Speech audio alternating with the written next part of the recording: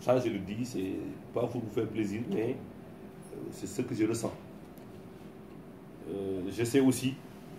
Boro Mounfouf, et ne Djogani Gourde, moi, il est non.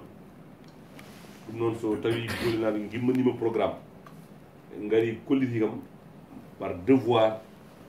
ko nadde programme he wallondirde men wiyata wallondirde mon ko wallondirde e men surtout aussi programme o waɗi concerné ko département ministériel mo kalfinani semaine ɗin ɗo mi yeehi Matam vous m'avez tous entendu et problème coupe de bois, on est dans la zone de Ranérou. Même tout à l'heure, mon information a dit que je peux traiter pour faire des Habed men pour reboisement. Kala pam wadi hen anticiper famille ko adno yarbo. Kala mo famani ko adno yarbo. Parce que so tawi en belsidima en taƴi leɗɗe en battani hen ma ko woni Mauritanie ko désert gonɗo Mauritanie no ma wat installé so waɗi installé ko tubakoɓe mbiyata érosion ko le phénomène d' érosion leydi ndi huufo ko waɗi hen important ko yaaha so toɓi hay huɗo natta fudde andi ɗum ko bonande wonande joom jawdi en ko bonande wonande kala demowo wadde fixer les terres ɗum c'est un objectif et c'est une priorité pour tout le monde ɗum waɗi programme ono ça m'intéresse en tant que ministre de l'environnement mais également ça m'intéresse parce que o yeehi koye développement nokku min koye nokku he jeeyami kalɗo nani en wawno min jeeye promotion garɗo janggude puurel o wawa wonde kono noon kam mi rewi puurel laabi kewɗi mbiɗe fayi waali diam ɗowon noon lawol depuis que mbiɗe fammi ɗum ɗo noon pour vous dire que je suis à 100% avec vous pas seulement pour ce programme garɗo nani salle de classe je l'ai fait par devoir parce que ce sont mes nièces mes neveux mes fils kañumen janggat ɗum goto hen kadi jangguɗo foof a wawi wadde hunde so nafi nafata ko nokku o so Orkadiéré waɗi développé tout seul sans Poulel c'est pas bon pour nous so Poulel waɗi développé kanum tan sans les autres c'est pas bon ɗum ɗon noon goto foof ene jogui devoir wallude goɗɗo on wallidde goɗɗo on no yaari yeeso c'est heureux de constater la jeunesse oɗon jogui initiative uji moƴƴi ko faade oɗo programme e ko faati e programme développement wuro ngo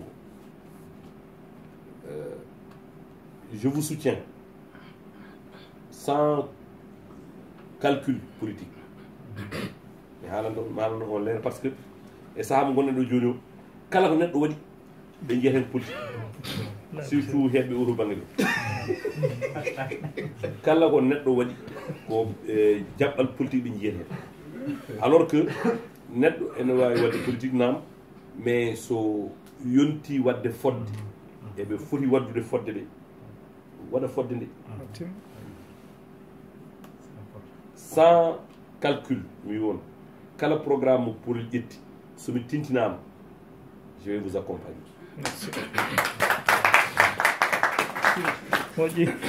mi dartani hen wiide ko ni way walla ko ni way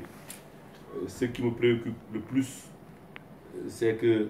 non seulement par rapport à mes responsabilités au Sénégal va développer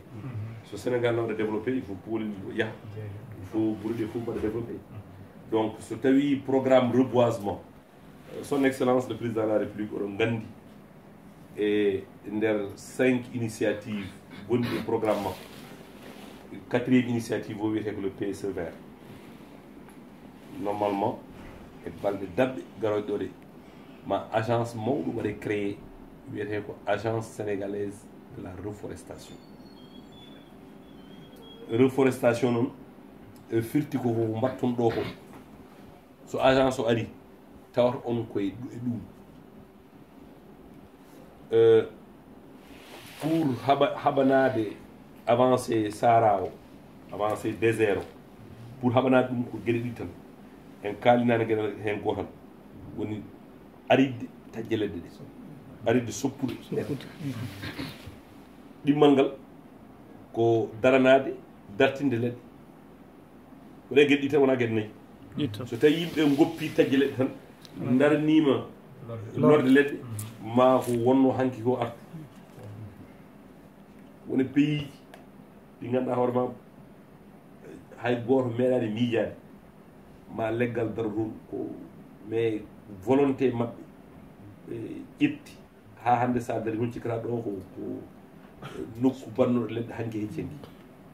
donc affaire nde ko affaire population c'est vrai ko problème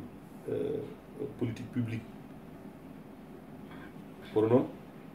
ko affaire yimɓeɓe yimɓeɓe yo daro yo mbattu haqqillaji mumen développement so woni économique so woni social so tawi o yaadani préservation ko yimɓe mbiyata environnement o wona développement durable fami développement fof bawɗo wonde so tawi o ƴettani dimension environnement o wawa wonde durable non noon ɓaade on pelliti jogade fedde toppitinde affaire développement poli on mbi fedde nde wawa wadde action ngaji développement sans wadde hen ko faati environnement ɗum ɗon ce qui veut dire vous avez bien compris la problématique. Je vous félicite pour sukaɓe aussi mi nani mi yejjitino ni mi yoɓaniɗo yoɓe témoin Allah kadi andi mi yejjitino ɗum j'avais oublié Allah kadi andi Allah ceernu non woodi mi yejjitino mi meeɗi yoɓande ɓe hitande ɗo ɓe ɓuuri mi yejjiti j'avais oublié ça. Donc inchallah aussi on va voir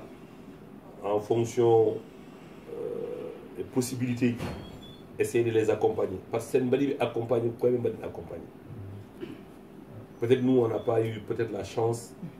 ne min goni ɗon min mbaɗa min kaaɓe amin ɗumininde dañde soutien ngaji mbaɗi ko ɗum donc ɓaadi noon Allah walli en dañi soutien ngaji woto jolbini juuɗe men ballen sukaɓe alpulaar en mbi balle jiɗɗo wonde wona woto goppe jiɗɗo bonde bona inde ko balle fof tan kadi won bonowo bonno ɗum ɗo noon il faut mbatten hen haqqillaji men daroɗen ballen sukaɓeɓe daroɗen ballen guure ɗe donc rewɓe mawɓe il nous compte que sur la jeunesse en tout cas woni population baɗɗo active o noon en tout cas min mi wiya on je suis preneur so wonano on ƴetti date haalnum ɗo so wonano on ƴetti date et date mo ƴetti ɗo noon je pense que c'est le 4 août le premier août vous aurez dû prendre le 4 août parce que le 4 août woni journée de l'arbre le 4 août woni journée de l'arbre watte célébré cette année que dans la région de Louga précisément à Lumpur donc journée de l'arbre noon firtade tan ɗo cérémonie o watte ɗo woni journée de l'arbre ala journée de l'arbre ko huftidini ko Sénégal pop on ñalawma ko ñalawma lorgo leɗɗe son mbaɗin ɗum ce serait une excellente chose so tawi no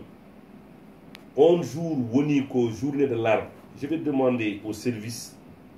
ou région walla département o ɓe mbaɗa impliqué ɓe jaaha poolel ɓe darno mbaɗa ɗum mbaɗa journée de l'arbre o poolel mais c'est pas grave. On va y avoir le premier journée de l'arbre aussi, ma doon activité bi moom